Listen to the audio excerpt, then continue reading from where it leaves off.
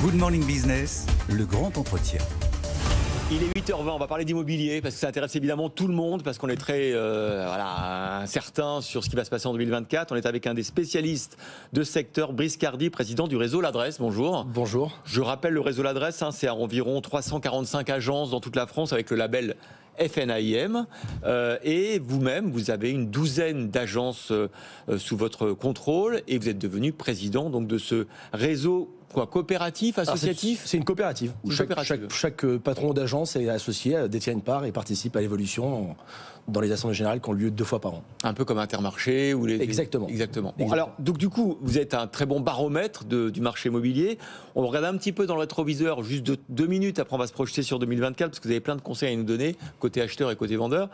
Sur 2023, ce qui devait arriver arriva. Le marché a marqué une pause, avec notamment une baisse des transactions. De quelle ordre dans votre réseau ? Alors nous, dans le réseau, on observe 25% versus annoncé par les notaires, ou justement la FNAIM, 20%, mais je pense qu'on va plutôt atterrir à 25, voire un peu plus que 25%. C'est beaucoup, c'est un coup de frein assez sévère. Hein. C'est énorme. Alors après, on était sur des années records quand même. On avait 1 million de transactions depuis 2-3 ans. Plus d'1 million. 1,2 million même, je crois. On est d'accord. Donc on compare en effet des années extrêmement fastes. Donc ça reste quand même, on va dessous le million sans doute ? Alors oui, en dessous du million, c'est sûr. C'est sûr. On est à 900 000, à peu près 900 000, et je serais pas étonné que d'ici à l'été, parce qu'il y a eu pas mal de décalage au niveau des signatures, on soit peut-être en deçà de ce chiffre. Alors évidemment, c'est bloqué parce que les taux d'intérêt ont augmenté, parce que les gens se demandent si le marché va baisser, va continuer de baisser. Pour l'instant, il baisse de manière quand même relativement modérée. Quand on voit qu'on a une chute de 25% des transactions et que les prix au global ont baissé de... Ça dépend où on se trouve, mais on annonce aujourd'hui une baisse d'environ 4-5% sur le territoire, mais avec des disparités qui sont extrêmement importantes en fonction du secteur où on se trouve. C'est-à-dire que si par exemple on s'interroge et on regarde ce qui s'est passé sur l'Île-de-France, là c'est un très gros décrochage, on a parfois jusqu'à moins 50, moins 60% de volume. De volume, et qui se traduit, mais généralement c'est toujours la même chose. Dès le moment où les délais se rallongent, les stocks s'accroissent. Dès le moment où les stocks s'accroissent, c'est qu'il y a moins de ventes. Dès le moment où les volumes baissent, la dernière limite, c'est la baisse des prix. Donc l'Île-de-France, Paris qui n'a pas atteint... On est quoi, à moins 7, moins 8 à Paris ? Pareil, en fonction de l'arrondissement où on se trouve, le secteur, mais en effet, on peut même avoir des baisses qui sont beaucoup plus importantes que ça. En fait, la vérité, c'est qu'il y a une sorte de... Le marché aussi se nettoie, se rationalise un peu. Il y avait des phénomènes de mode, il y avait tous les gens qui avaient voulu, pendant le confinement, partir en zone périphérique. Ça, quand même, là, ça a beaucoup baissé, je vois les chiffres. Et puis sur Paris, tous les quartiers étaient au-dessus de 10 000, c'était peut-être une aberration. Maintenant, ça se rééquilibre un peu, quoi. Alors, en fait... Si on doit revenir rapidement sur 2023, il faut rappeler qu'à la même période l'an dernier, je crois que j'ai dû peut-être être sur votre plateau, on était les premiers à attendre impatiemment notamment le taux d'usure. Qui devait être, qui a été remis mensuellement à partir de février. C'était ce qui bloquait en fait. Il était à l'époque trimestriellement, il était trimestriel, et il faut savoir qu'à l'époque, en gros, sur 3 mois, on avait réellement une trentaine de jours où on pouvait travailler. Donc il faut savoir un petit peu d'où on part. La traduction de ça, c'est que clairement, comme vous le disiez, c'est une baisse importante des volumes. La traduction aussi, c'est qu'on sort de plus de 7 années consécutives d'un marché ultra dynamique et un marché haussier.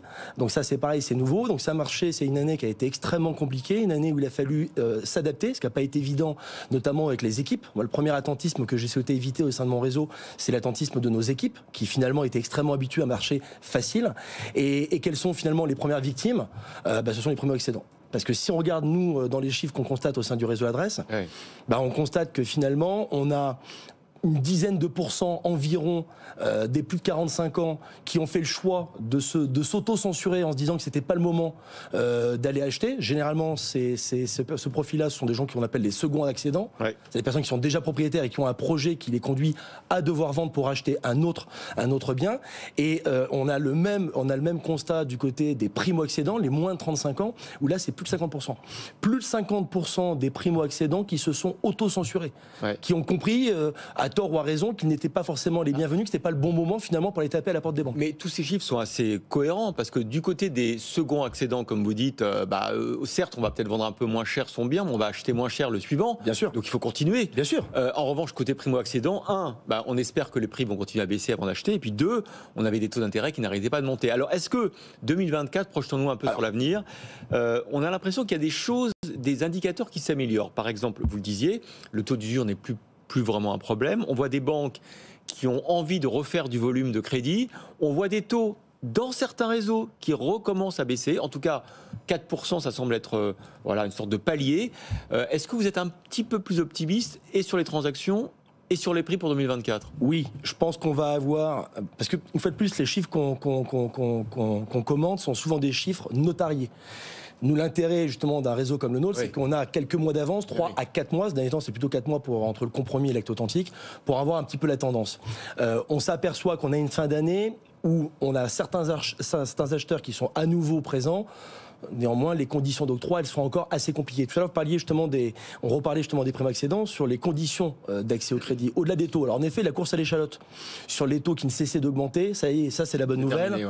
On a la certitude aujourd'hui que les taux seront stabilisés sur 2024. Et en effet, vous le disiez, certaines banques qui font aussi un effet d'annonce pour aller à la conquête de nouveaux clients en disant qu'ils baissent leurs taux. Le taux d'usure. L'an dernier, on attendait impatiemment qu'il soit mensualisé. Là, ça y est, maintenant, à partir de maintenant, il va être à nouveau trimestrialisé. Donc ça veut dire que les nouvelles du côté bancaire sont plutôt rassurantes. L'apport, et c'est ce qui fait la disparité des endroits où ça a le plus décroché, l'apport, on est allé jusqu'à 30% d'apport aujourd'hui. Tout simplement pourquoi ? Pour pouvoir anticiper une éventuellement baisse avec un rachat, une revente obligatoire dans un délai extrêmement court où les banques elles ont anticipé en se disant si le marché baisse, il ne faut pas qu'on se retrouve bloqué avec une vente qui se fera avec un marché baissier. Donc on a demandé 30% d'apport.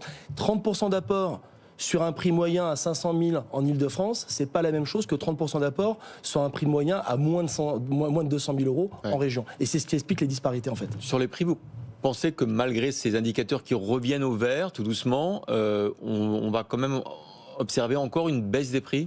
Pour moi, elle est inévitable. Une fois de plus, à part quelques exceptions, le littoral français, avec généralement une clientèle plus aisée, qui vend sa résidence principale ou qui a les moyens d'avoir une résidence secondaire, clientèle étrangère. Si on met quelques exceptions, globalement, on a à peu près 70-80% des gens qui passent par la case crédit. Dès le moment où la case crédit, il faut rappeler que les Français, en un an, ont perdu 15% de capacité d'emprunt. Mais en même temps, le marché est très déséquilibré. Vous savez que l'offre est insuffisante. On le voit dans la construction de logements neufs. Vous avez vu, moins 25% des permis de construire. Donc du coup, c'est vrai que ça maintient quand même les prix un peu élevés. C'est bien le problème. C'est l'alignement des planètes. Mais généralement, le mot d'ordre que j'avais donné l'an dernier sur ce même plateau, c'était n'attendez pas. L'attente, c'est pas le bon choix, que ce soit vendeur, acquéreur. Je pense que le premier semestre sera encore un peu compliqué. Si toutes les dispositions qui ont été annoncées sont maintenues, le PTZ qui va être élargi, ça c'est une bonne nouvelle, il faut la souligner. PTZ qui logiquement devrait toucher au moins 5 ou 6 millions de plus de foyers, qui a été renouvelé jusqu'en 2027. Si en effet toutes les aides sur la prime rénov ont également été élargies, puisqu'en fait on a un peu trop bridé les différents dispositifs pour pouvoir faciliter le parcours finalement du logement qui s'est en 2023 transformé en parcours du combattant. Alors quelques petits conseils pour les acheteurs, j'ai regardé vos notes.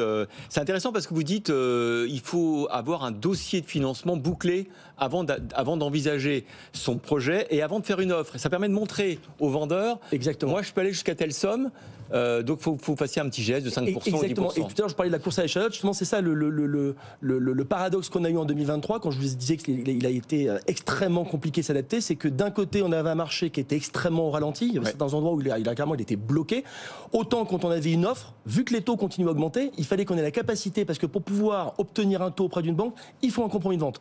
Donc c'est un peu le chat qui se fait... Voilà. Donc il fallait vraiment qu'on trouve une solution pour pouvoir répondre rapidement, et la première chose qu'on a demandé à tous nos clients acquéreurs, c'est de se faire fort par le biais de notre réseau de courtiers partenaires ou par le biais de leur banque, d'avoir un dossier qui soit solvable, validé par au moins 2 banques. Et puis côté vendeur, on ne le répétera jamais assez, mais il faut bien mettre le bon prix dès le départ, parce que si on met un peu trop élevé, le bien va traîner et on le vendra très mal. Vous savez, il y a une expression qui dit qu'on n'a jamais 2 fois l'occasion de faire une bonne impression. Là, plus que jamais, par rapport à la vente d'un bien, les acquéreurs sont ceux qui sont sur le marché. Je peux vous dire qu'ils sont à l'affût et qui savent parfois même plus ce qui se passe sur la concurrence que les propres agences qui sont installées au niveau local.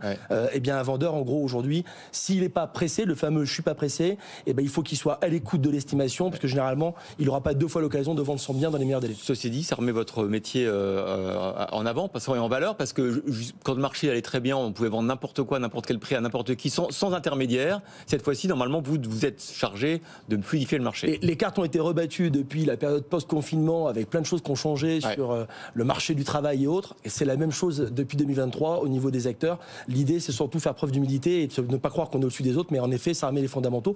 Et c'est vrai que dans un marché facile, les mauvais, finalement, vous les voyez pas. Là, on voit ceux qui sont attachés au métier, ceux qui sont prêts à revoir beaucoup plus les fondamentaux. Donc en effet, c'est un marché finalement qui vient rebattre les cartes. Merci Brice Cardy, président du réseau L'Adresse, d'avoir été l'invité de Good Morning Business en ce 2 janvier pour faire le panorama de marché immobilier pour 2024.